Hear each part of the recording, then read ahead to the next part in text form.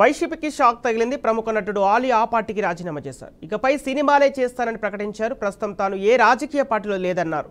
వ్యక్తిగతంగా ఎవరిని టార్గెట్ చేయలేదన్నారు. ఇక నుంచి తాను కూడా సాధారణ మనిషినేనని చెప్పారు. నిజానికి గత ఎన్నికల ప్రచారంలోనూ అతి తక్కువగానే కనిపించారు ఆలీ.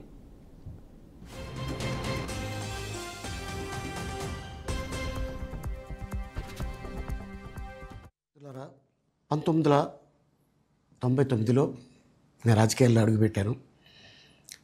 మా పెద్దాయన డాక్టర్ డి రామానాయుడు గారి కోసం.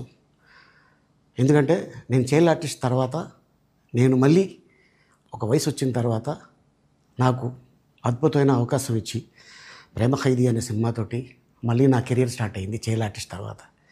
అలాగే వారు బాపట్ల నుంచి ఇలాగ నేను ఎంపీగా నుంచుంటున్నాను రా, నువ్వు రావాలి, నా క్యాన్వాస్ చేయాలి అనగానే తప్పకుండా గురుగారు, ఎందుకంటే మీ సినిమా తర్వాత నేను మళ్ళీ ఒక ఆర్టిస్ట్గా నేను ఎదిగాను, సో డెఫినెట్గా నేను వస్తాను అని చెప్పి వెళ్ళటం జరిగింది.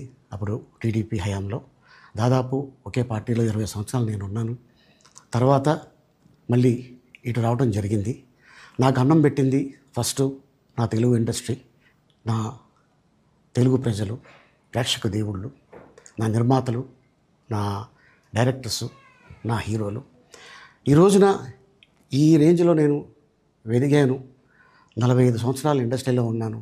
దాదాపు 1200 సినిమాలు పైచిలుకు యాక్ట్ చేయడం జరిగింది. 6 భాషల్లో యాక్ట్ చేయడం జరిగింది.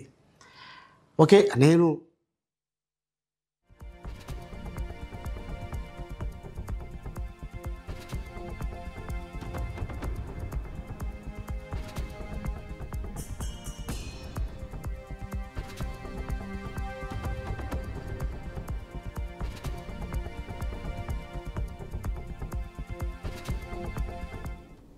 బ్రేకింగ్ న్యూస్ చూస్తున్నాం. వైసీపీకి షాక్ తగిలింది. ప్రముఖ నటుడు ఆలీ ఆ పార్టీకి రాజీనామా చేశారు. ఇకపై సినిమాలే చేస్తారని ప్రకటించారు. ప్రస్తుతం తాను ఏ రాజకీయ పార్టీలో లేనన్నారు. వ్యక్తిగతంగా ఎవరిని టార్గెట్ చేయలేదన్నారు.